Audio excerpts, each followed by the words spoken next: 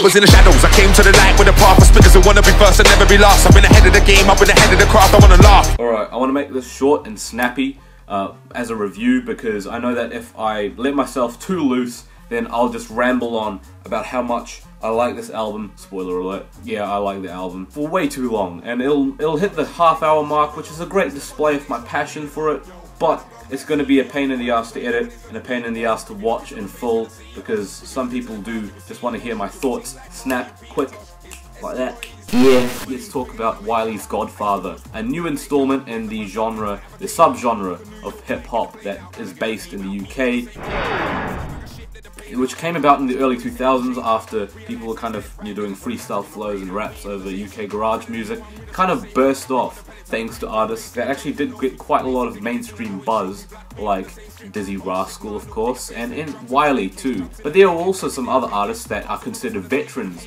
in the genre, and Wiley on this album actually gets quite a lot of them on. There's a track where I think 4 of them constantly kick some great flows and just some great verses reflecting on where Grime is at right now, and actually that's a good point to bring up, because that's why I like this album so much. Let me say, the quality of the music here is top notch. Like, it really is a good place for Grime right now. Grime isn't exactly the most accessible genre of hip-hop, or subgenre of hip-hop rather, but it is starting to turn heads overseas, not just in the UK, which I think is great, because artists like Skepta and Kano are like, getting a lot of buzz, and I think Kano should also get a lot of buzz, because last year Made in the Manor was such a great album. It made my top 50 favorite albums of that year.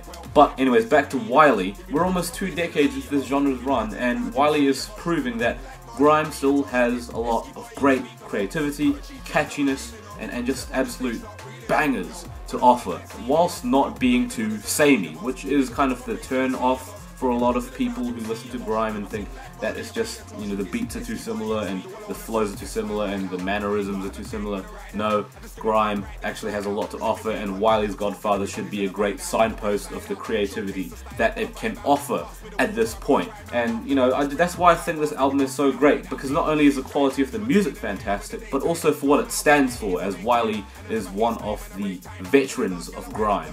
And he only proves his worth even more with this new album. Banger after banger after banger after banger. There are some slower jams, but not really slow as in like too, subdued or anything. They've still got a nice level of energy about them, but they are quite smooth, and yeah. There are some hooks that do have a bit of a slip up every now and then, like Name Brand or Bang, especially Bang, which gets quite repetitive, but those are only slip ups on an album that, even despite its length, even despite its hearty amount of tracks on it, still just doesn't lose your attention, or at least it didn't lose my attention. Those slip ups, they didn't detract from the overall entertainment and the constant kicking I got out of this album. For every reason that I've just mentioned, Wiley's Godfather would probably get a 9 out of 10 from me, and yeah, that's basically it. I'm gonna have dinner now. Goodbye.